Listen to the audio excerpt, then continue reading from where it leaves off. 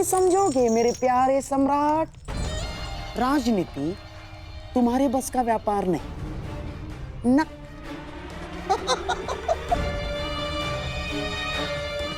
अर्थात एक चतुर राजनीतिज्ञ के लिए यह आवश्यक है कि अपनी शक्ति बढ़ाने के साथ साथ शत्रु की शक्ति का नाश भी करे। तुला का भार अपने पलड़े की ओर करने के लिए यह आवश्यक नहीं है कि अपना भार बढ़ा लिया जाए। शत्रु का भार कम करके भी यह सब किया जा सकता है दुर्योधन। मामाश्री, आपकी ये बातें मेरी समझ के तो बाहर है। परंतु भविष्य मेरे दृष्टि के भीतर है दुर्योधन। तुम और मैं, हम दोनों कर्ण के साथ दिग्विजय पर चलेंगे। क्यों मामाश्री, आपको कर्ण की शक्ति पर विश्वास नहीं है? कुछ विजय शक्ति से नहीं,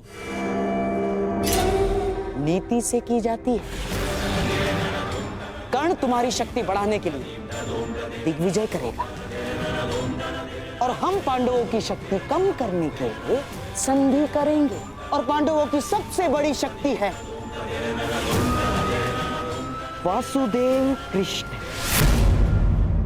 और हमारा लक्ष्य है या तो वासुदेव कृष्ण हमारे पलड़े में आ जाए या तो पांडवों के पलड़े से हट जाए।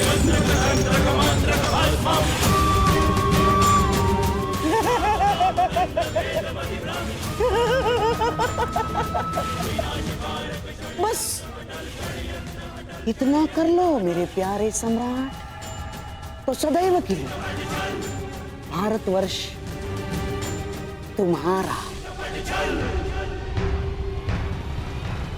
वासुदेव कृष्ण।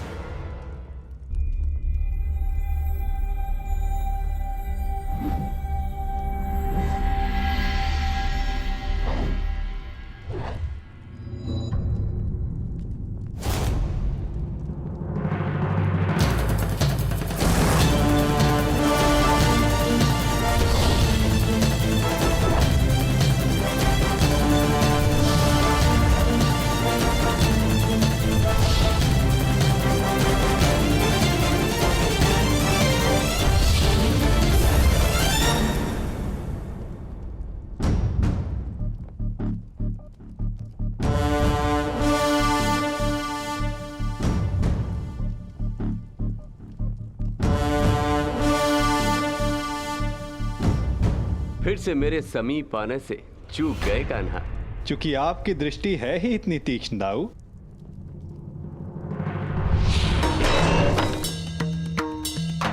यदि रक्षक की दृष्टि तीक्ष्ण ना हुई तो शत्रु का कार्य सरल हो जाता है कान्हा। और मेरी दृष्टि से आज तक कोई भी दुश्मन की परछाई बच के नहीं जा सकी आज तक, और मेरे प्रहार से शत्रु के प्राण।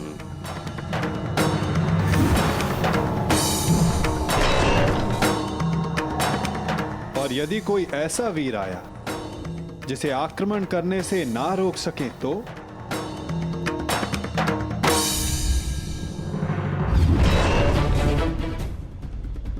यदि वो कोई मनुष्य हुआ तो अपने काल को पुकारेगा। यदि वो राक्षस हुआ तो वो अपने प्राणों की भिक्षा मांगेगा।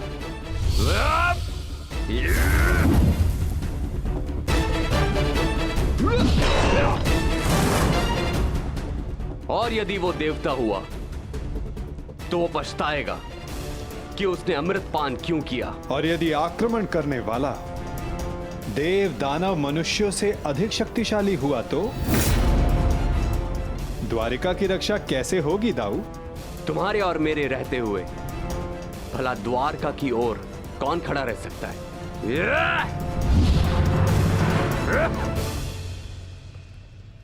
और यदि ऐसा कोई हो जो आपके और मेरे समक्ष खड़ा हो सके तो?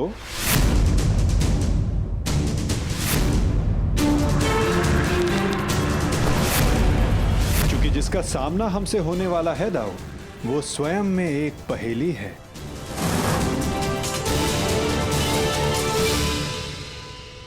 कब कौन समक्ष आ जाए कुछ कहा नहीं जा सकता दाऊ।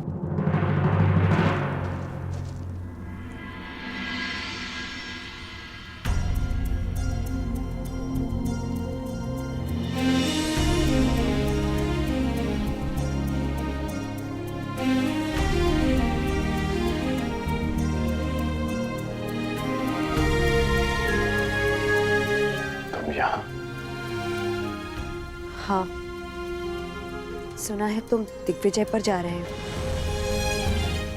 इसीलिए तुम्हें शुभकामना देने चली आई। तुम्हारा मुख बता रहा है कि तुम शुभकामना देने नहीं, किसी प्रश्न का उत्तर लेने आई हो। प्रश्न तुम जानते हो कर्ण।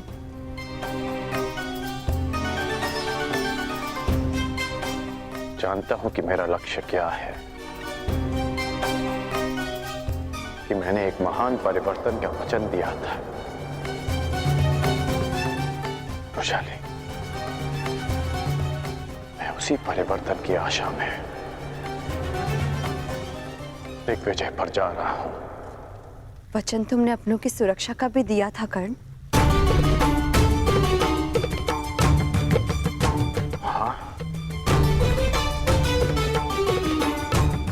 वैशाली, क्या कोई असुरक्षित है?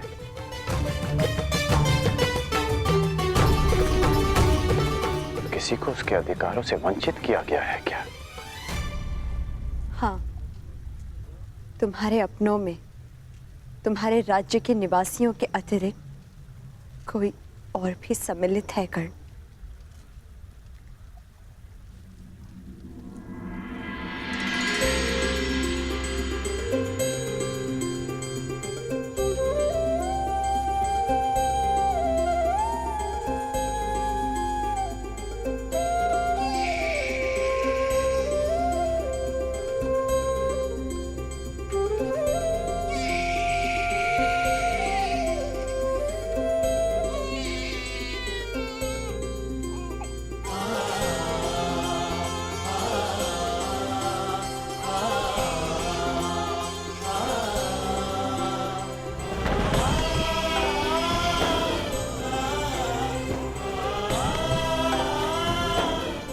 आपका पुत्र अंगराज।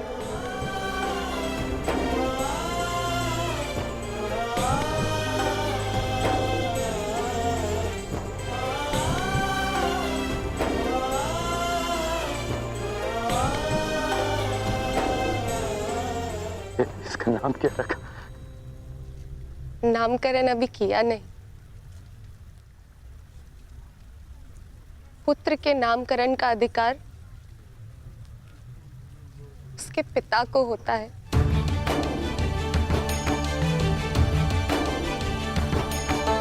मेरा मानना है कि वृक्ष पर सबसे पहला अधिकार भूमि का होता है, बीज का नहीं। उसी बात ही एक संतान पर सबसे पहला अधिकार उसकी माता का होता है,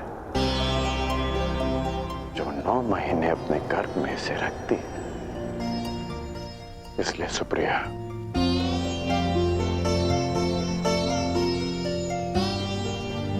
इसका नामकरण तुम करोगी। ऋषिकेतु।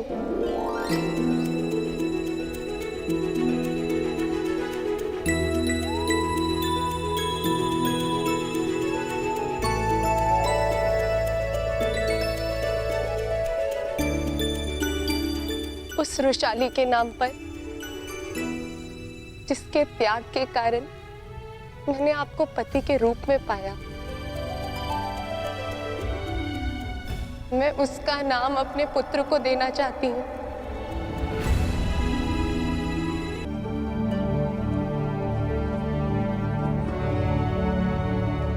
अद्भुत।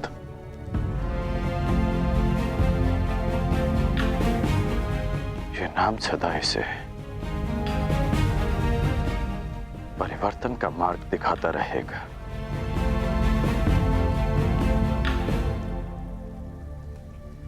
सुप्रिया, मैं नहीं जानता कि दिग्विजय पूर्ण होने में कितने वर्ष लगेंगे,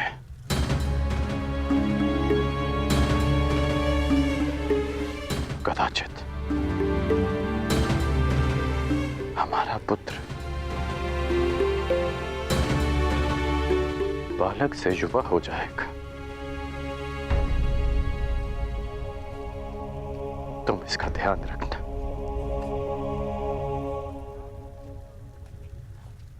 इसे कर्ण मत मनने देना।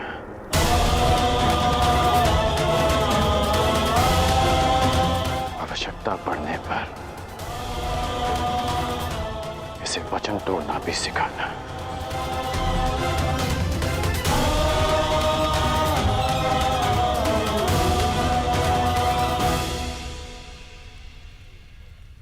परंतु युवराज के लिए आप दिग्विजय पर क्यों जा रहे हैं? मैं युवराज के लिए नहीं, परिवर्तन के लिए जा रहा हूं। मेरी इच्छा है कि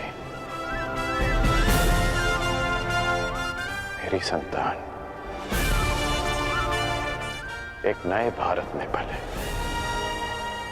परिवर्तित भारत में, जहां कोई अन्याय ना हो, अत्याचार ना हो, कोई भेदभाव ना हो, जहां श्रेष्ठता जन्म से सिद्ध ना हो, अपितु कर्म से सिद्ध हो, जहां किसी और कारण को नियमों में भंग कर एक स्त्री का चीरहरण ना देखना पड़े।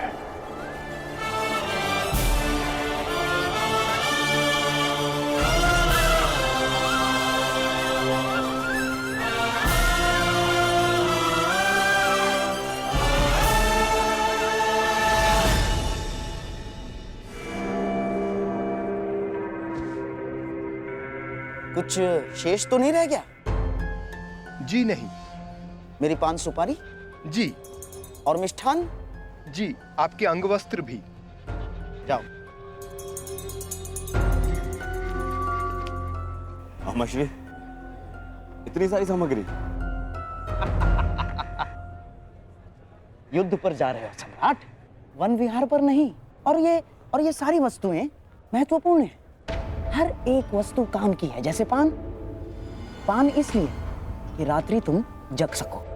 किसे ज्ञात शत्रु रात्रि में आक्रमण कर दे।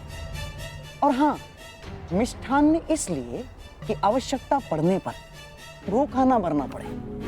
अतिरिक्त अंगवस्त्र भी ले लिए मैंने, आवश्यकता पड़े तो ले लेना। ये सब क्या है गांधार नरेश?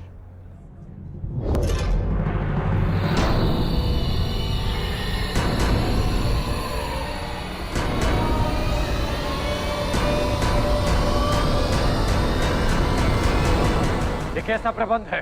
ये ऐसा प्रबंध अंगराज कि मैं और मेरा सम्राट दुर्योधन तुम्हारे साथ इस दिग्विजय यात्रा पर चलेंगे।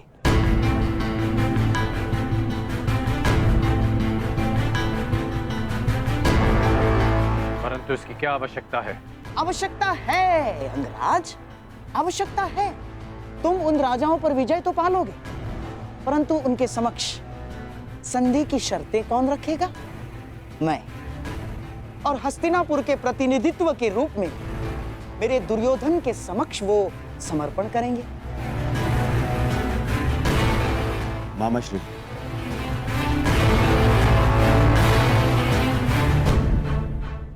मित्र,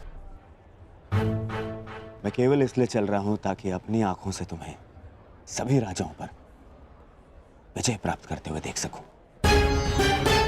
परंतु यदि तुम नहीं चाहते कि मैं साथ चलूं,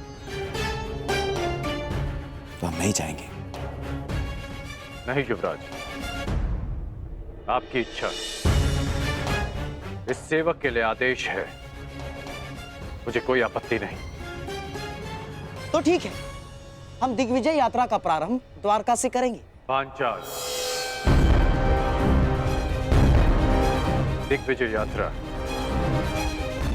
पांचाल से आरंभ होगी।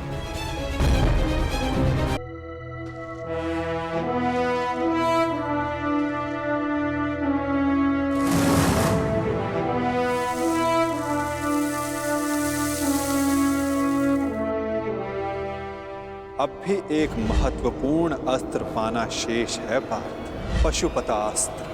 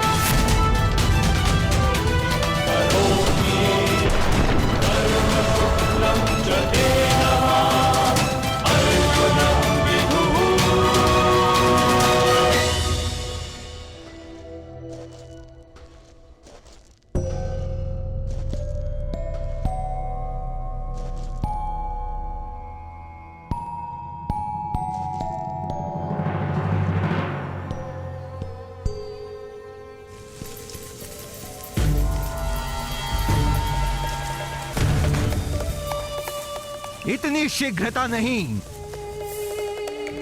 मेरा लक्ष्य तुम्हें हानि पहुंचाना नहीं है, मुझे मार्ग दो। मार्ग में आए हो तो बिना युद्ध किए नहीं जा सकते।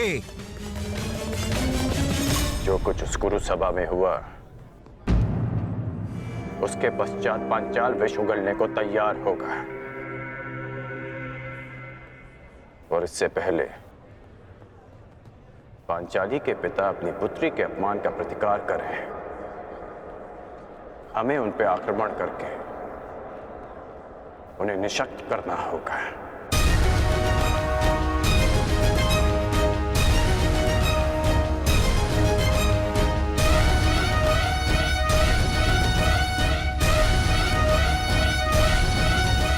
मामाश्री, शत्रु का पलड़ा अभी हल्का हो या बाद में, हमारा पलड़ा सदैव भारी रहेगा, क्योंकि हमारे पास कर्ण है।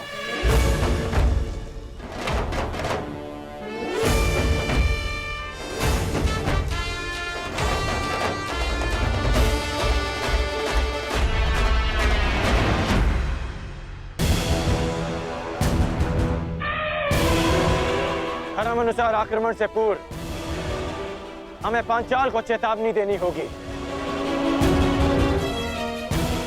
आक्रमण से पूर्व उन्हें समर्पण का अवसर देना आवश्यक है। मामाश्री, कहीं ऐसा ना हो कि हमारी दिग्विजय से पहले अर्जुन दिव्यास्त्र प्राप्त कर ले। इसीलिए तो मैं पहले द्वारका पर आक्रमण करवाना चाहता था दुर्योधन, परंतु चिंतित ना हो, पशुपतास्त्र पाना कोई सरल कार्य नहीं। मार्ग में बहुत सी बाधाएं भी हैं सम्राट। मैं तुम्हें हानि नहीं पहुंचाना चाहता, परंतु मुझे मेरा मार्ग भी बनाना है।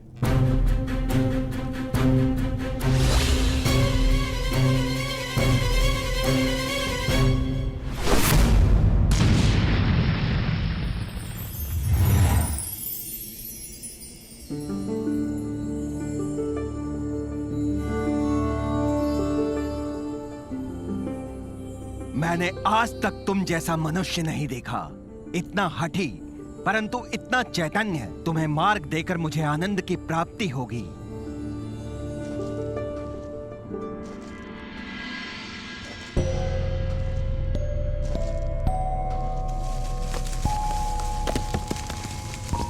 कौन है? कौन है यहाँ?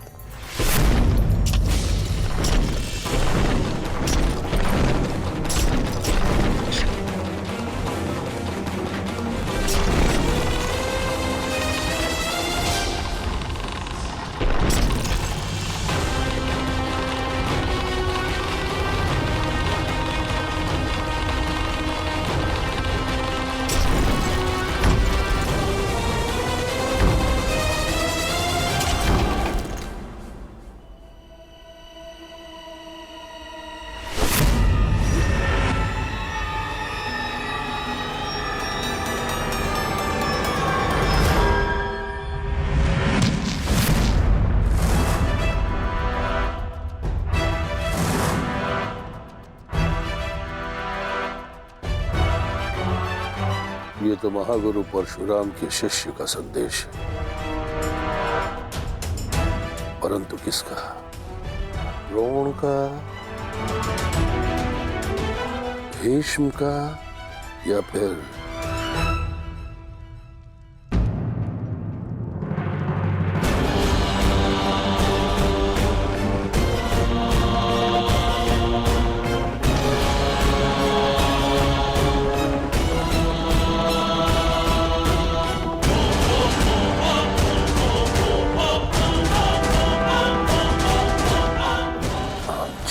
को अधीनता स्वीकार नहीं है।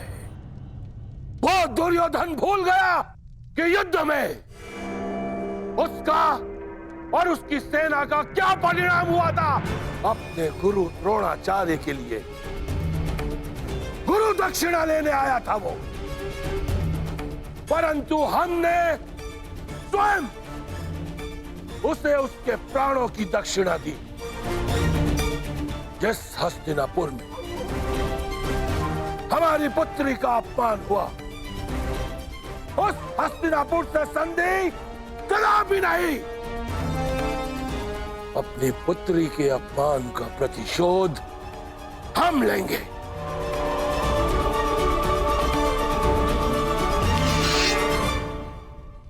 यह पांचाल नरेश द्रुपद हस्तिनापुर के विरुद्ध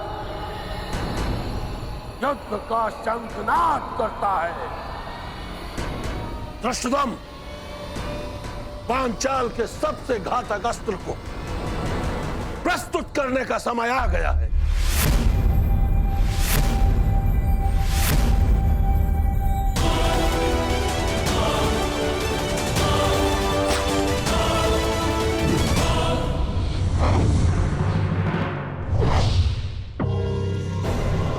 मुझे लगता है कि अपने दामाद पांडवों का परिणाम देखकर पांचाल नरेश संधि कर ही लेंगे। मुझे विपरीत उत्तर की अपेक्षा है युवराज।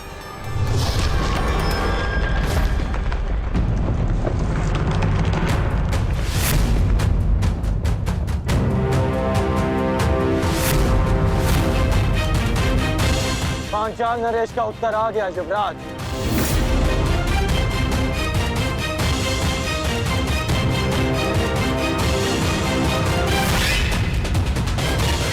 शांति सदा युद्ध से श्रेष्ठ होती है। हमने शांति का प्रयास किया जो निष्फल रहा।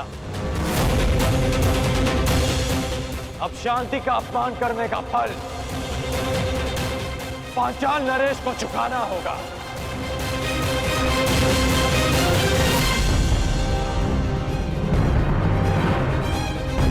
अब जब युद्ध निश्चित है अंगराज, तो सावधान रहना। कदाचित आपने पांचाल के मायावी योद्धा के विषय में नहीं सुना है। मायावी योद्धा? हाँ अंगराज, मायावी योद्धा, द्रुपद की सबसे बड़ी शक्ति।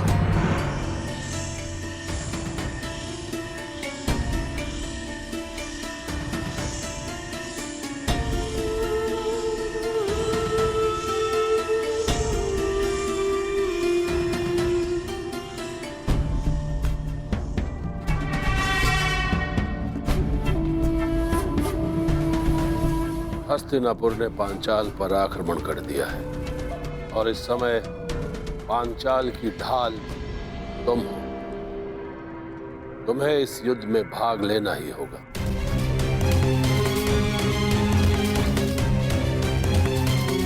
गहरे काले वस्त्रों में योद्धा नहीं, अंधकार है वो।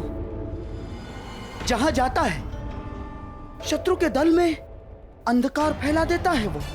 तो फिर आज इस अंधकार का भी अंत होगा गांधार नरेश। सामान्य योद्धा नहीं है वो अंगराज। उसकी उपस्थिति मात्र से शत्रु योद्धाओं में पराजय का भय बैठ जाता है।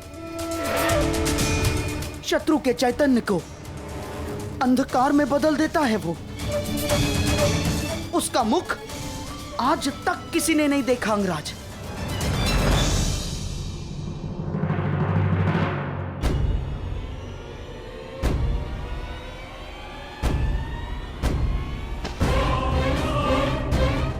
यही अवसर है पांचाल की रक्षा करने का और अपना प्रतिशोध लेने का, जिसकी कई जन्मों से प्रतीक्षा थी तुम्हें। यदि इस युद्ध में हस्तिनापुर पराजित हुआ तो वो आएगा, वो अवश्य आएगा जिसकी तुम्हें प्रतीक्षा है। उसके सामने आते ही शत्रु के मुख से साहस उतर जाता है और भय का अंधकार छा जाता है अंगराज।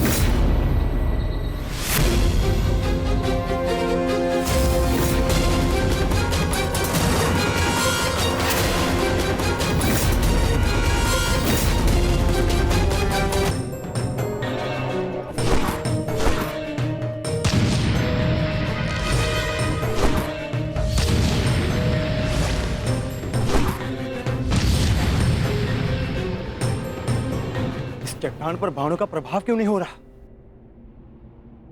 अवश्य ये कोई माया जाल है।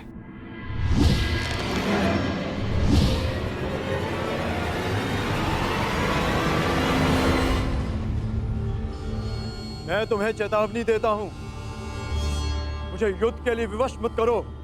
जिस किसी का भी ये माया जाल रचा है, मेरे समक्ष प्रस्तुत हो।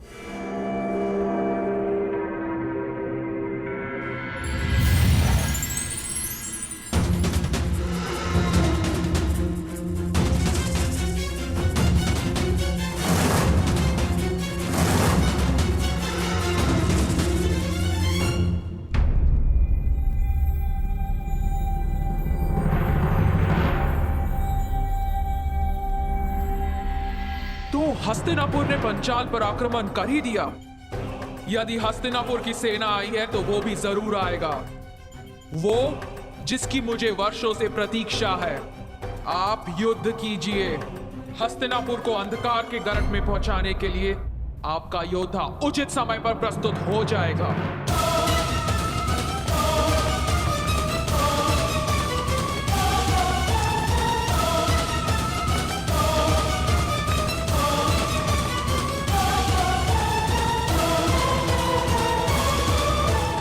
लगता है पांचाल नरेश अपनी सारी सेना ले आए। तो आज पांचाल की सारी सेना का नाश होगा।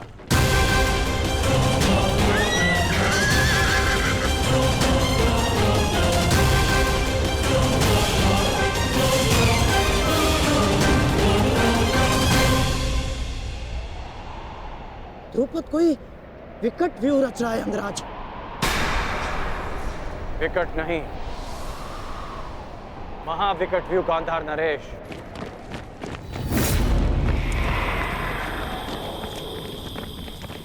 ठीक से देखिए।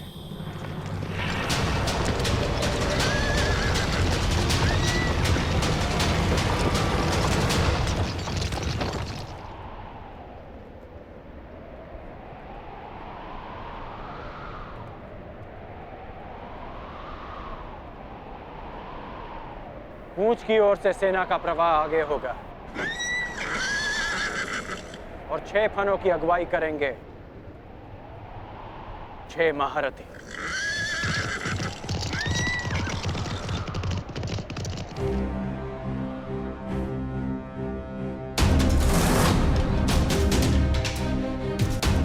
ये शेषनाग व्यूह रच रहे हैं।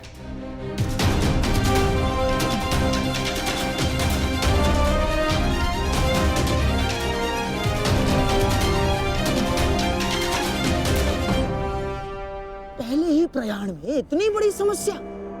हम वन भ्रमण पर नहीं, दिग्विजय पर निकले हैं गांधार नरेश।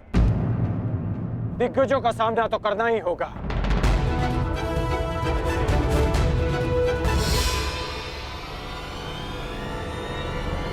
व्यूह रचना।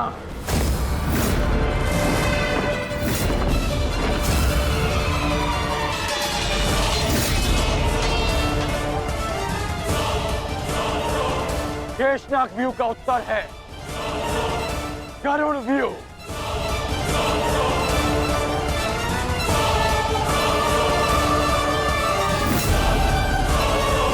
जिस प्रकार नागों का दमन गरुड़ करते हैं, उसी प्रकार हमारा व्यूह पांचाल की सेना को छिन्न भिन्न कर देगा। अद्भुत मित्र, अद्भुत। पांचाल नरेश, ये हस्तिनापुर की ओर से अंतिम चेतावनी है। अंतिम अवसर है आपके पास। युवराज दुर्योधन से संधि कर लीजिए। वही दुर्योधन ना जो पिछले युद्ध में हमारे हाथों बंदी बना था। वो दुर्योधन मित्रता के योग्य नहीं है।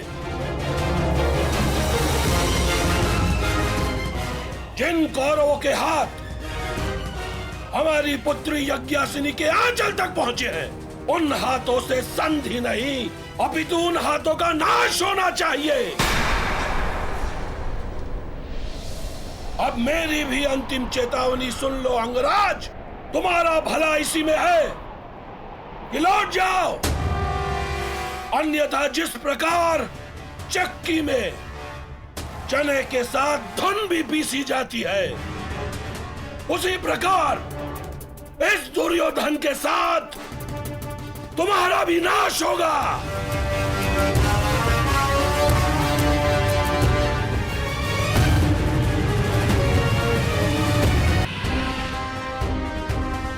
तुम्हारा भला इसी में है कि लौट जाओ।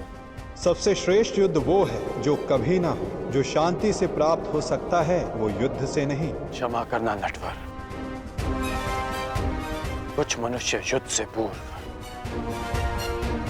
शांति का महत्व नहीं समझते। आक्रमण! आक्रमण!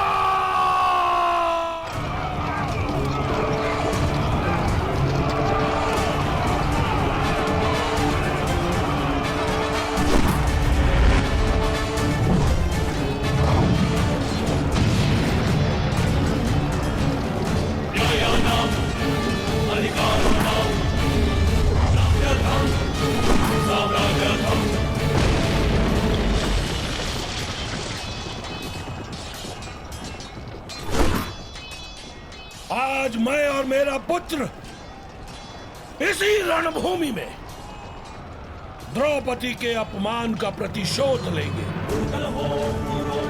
आज पांचाल की पांचों नदियां कौरव सेना के नाश की साक्षी बनेगी।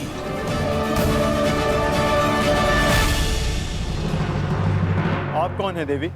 मालिनी, यक्षिणी हूं मैं। क्या चाहिए आपको?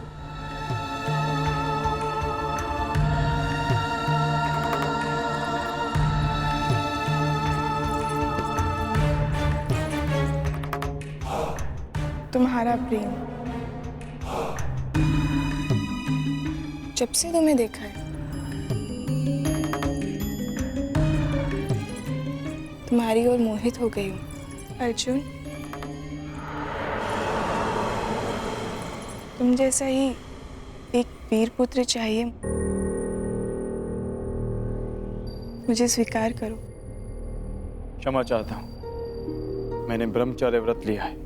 व्रत और संकल्प दोनों ही तोड़ने के लिए बने हैं।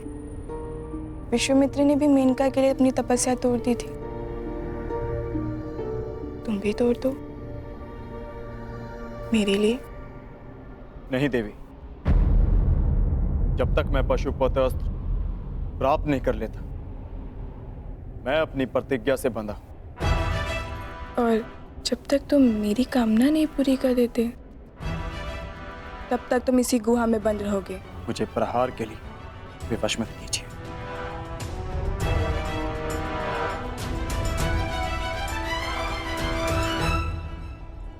प्रयास करो।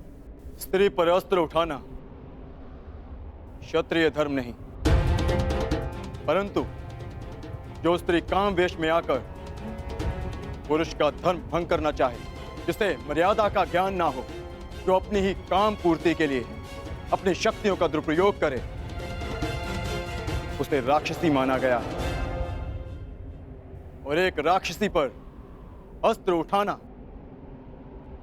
क्षत्रिय धर्म है। सावधान।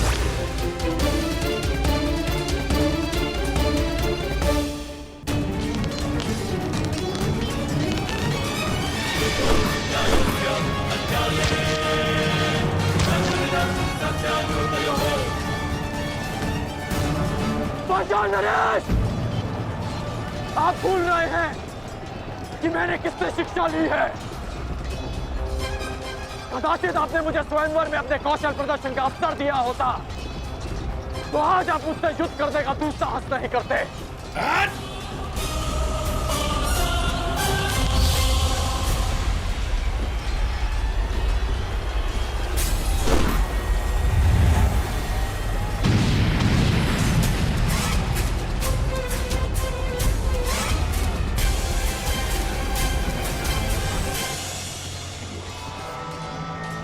तुनीर में और बाण शेष हैं या समाप्त हो गए पांचाल नरेश?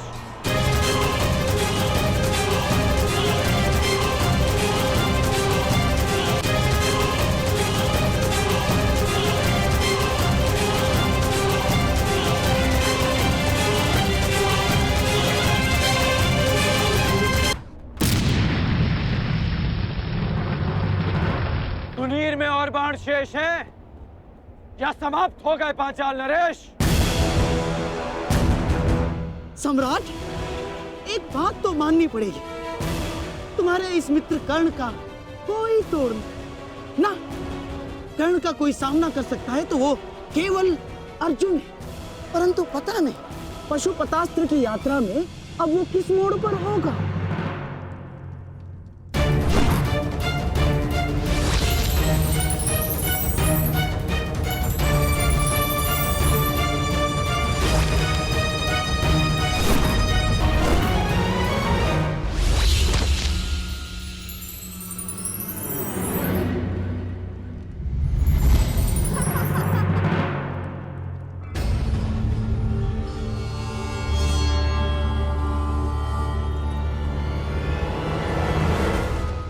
बड़े भोले हो तुम कौनते। जिस अस्त्र से मुझे मारा जा सके वो तुम्हारे पास नहीं है, परंतु जिस अस्त्र से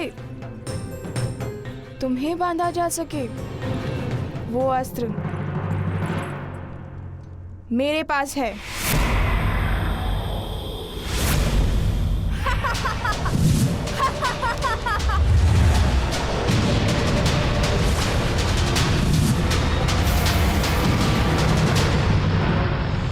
साधारण नारी नहीं हूं मैं, यक्षिणी हूं, वरदान प्राप्त यक्षिणी।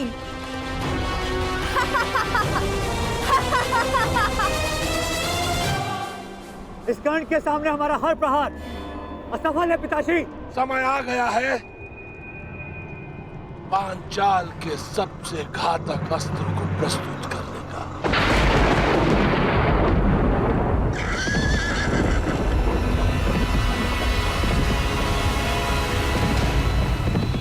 अब भी समय है पांचाल नरेश, हस्तिनापुर की अधीनता स्वीकार कर लो। जिसकी पुत्री द्रौपदी ने इतना सब कुछ सहने के पश्चात भी दासी बनना स्वीकार नहीं किया, तो फिर उसका पिता द्रौपद दास बनना कैसे स्वीकार कर सकता है? पांचाल नरेश द्रौपद का सर कट सकता है परंतु झुक नहीं सकता।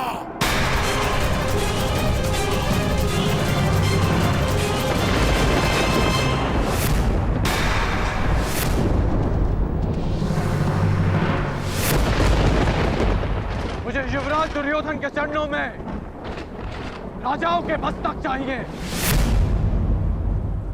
झुके हुए मिले तो उत्तम, अन्यथा कटे ही सही।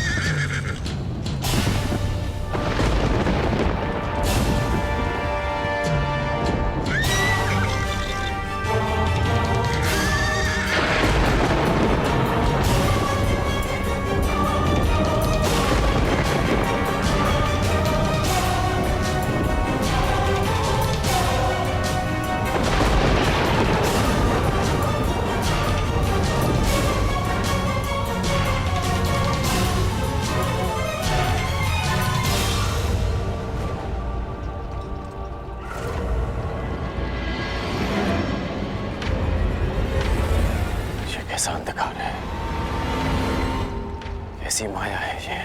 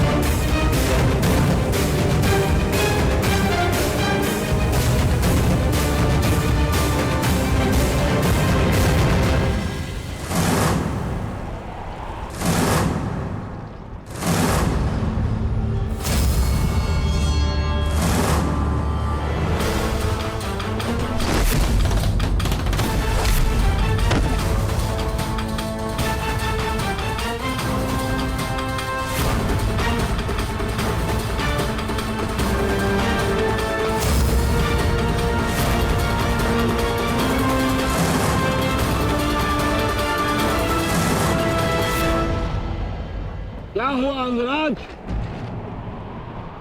क्या हुआ? अब करो प्रहार। प्रहार करो अंगराज, प्रहार करो। कौन है ये?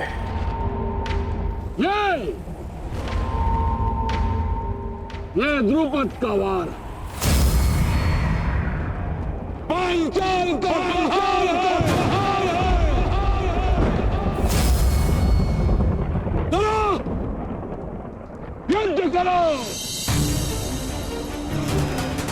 बच सकते हो तो बचो।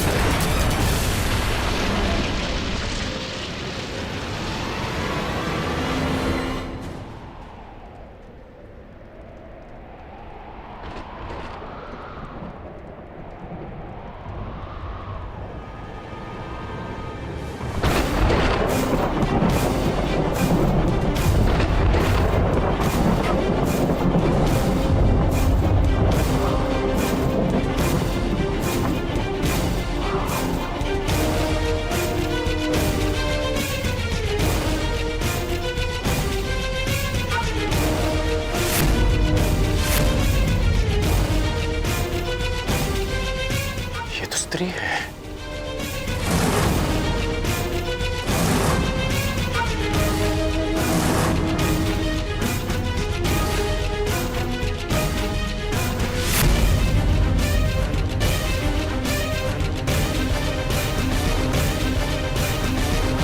दान कर्ण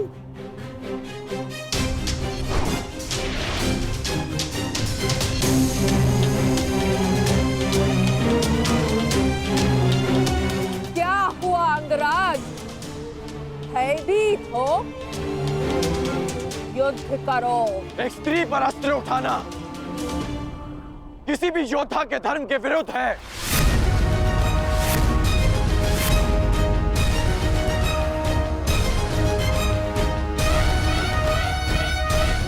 अब क्या करोगे मित्रगण? क्या स्त्री पर अस्त्र न उठाने के कारण हम दिग्विजय का पहला ही युद्ध हार जाएंगे? रुको मत अंगराज, युद्ध करो, क्योंकि जब तुम युद्ध करोगे तब तुम पराजित होगे, और जब हस्तिनापुर पराजित होगा तभी वो आएगा, तभी वो आएगा।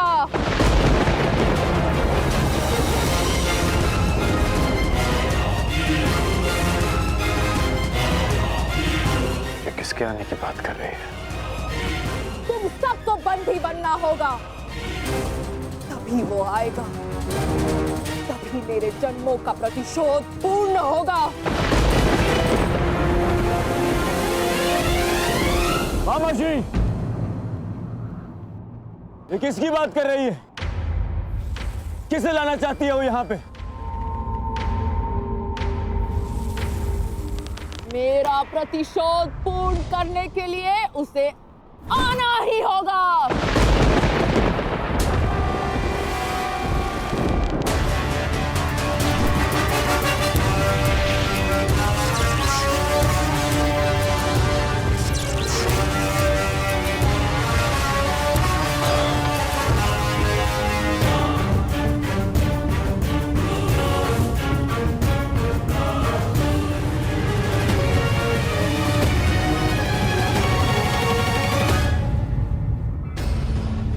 दिव्य कवच तुम्हें प्रहार से बचा सकता है अंगराज, परंतु कब तक? तुम्हें हारना ही होगा। कौन हो तुम वीरांगना? और किसके आने की बात कर रही हो?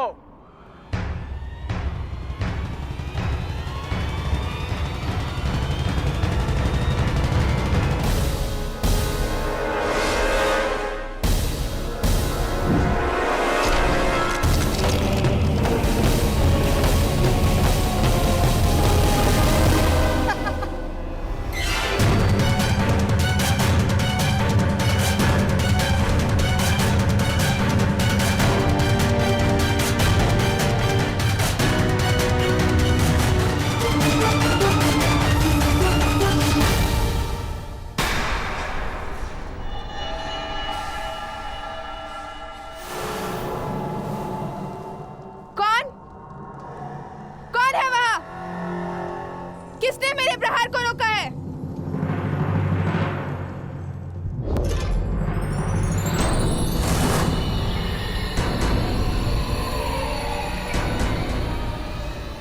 इंद्रदेव, आप? पर आपसे तो मेरा कोई बैर नहीं। मेरे पुत्र से बैर कर कर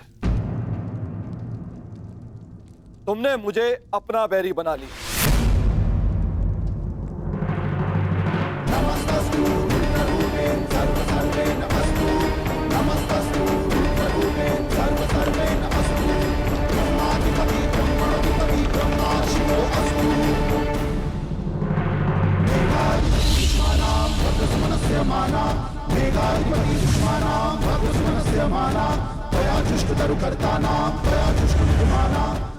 आप ऐसा नहीं कर सकते।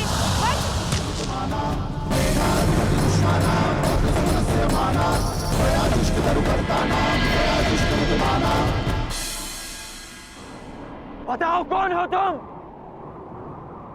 अपना परिचय दो।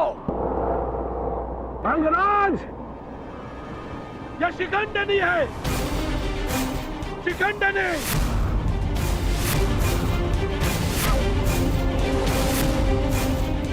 मेरी पुत्री।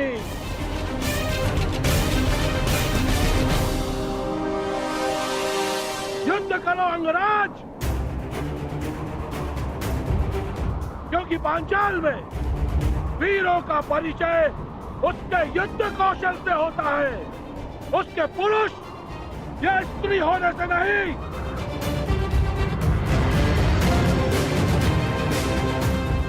और यदि लड़ने का साहस नहीं है तो बुलाओ उसे, मेरे सामने लाओ। मैं एक स्त्री पर अस्त्र नहीं उठा सकता, और ये पता नहीं किसे लाने की बात कर रही है।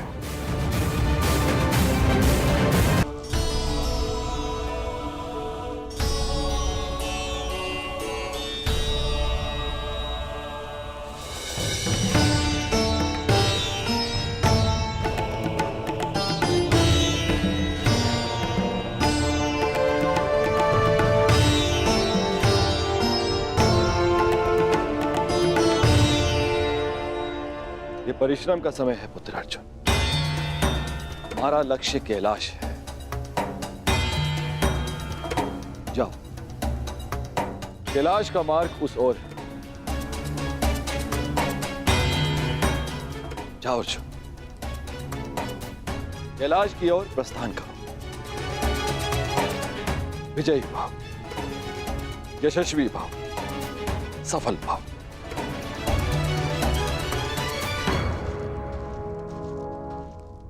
अपने पुत्र के मार्ग से मैंने बाधा हटा दी।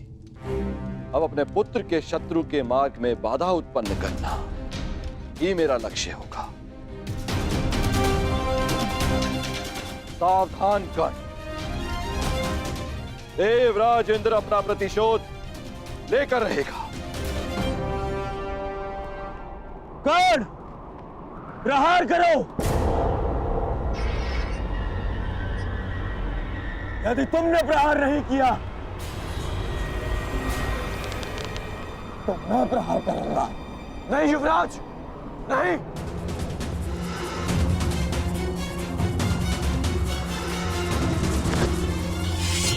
यदि तुम प्रहार नहीं करोगे तो मैं करूंगी।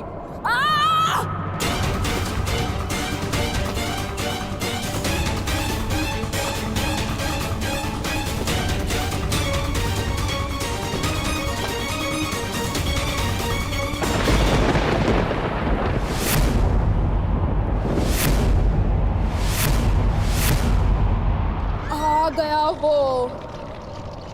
आज मेरे जन्मों का प्रतिशोध पूर्ण होगा।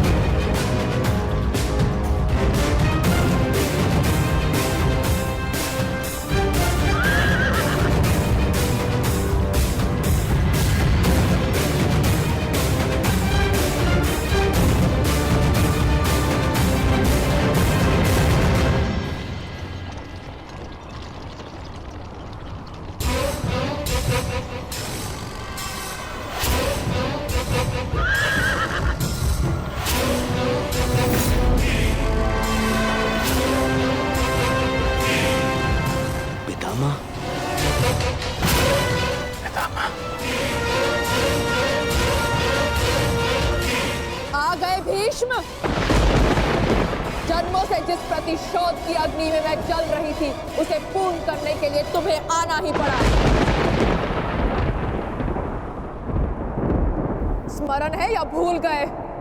मेरा अपमान, मेरे अस्तित्व का नाश। स्मरण है वो अपमानित अम्बा जिसे न प्रेम मिला न पति। स्मरण है वो अबला अम्बा जिसके स्वयंवर से एक टूटी हुई वस्तु के भांति उठाकर तुम ले आए।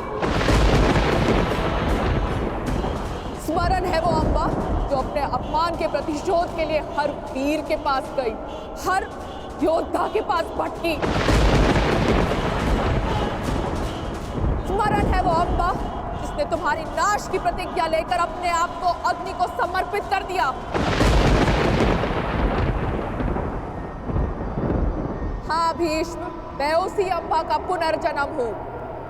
शिखंडिनी, शिखंडिनी, शिखंडिनी।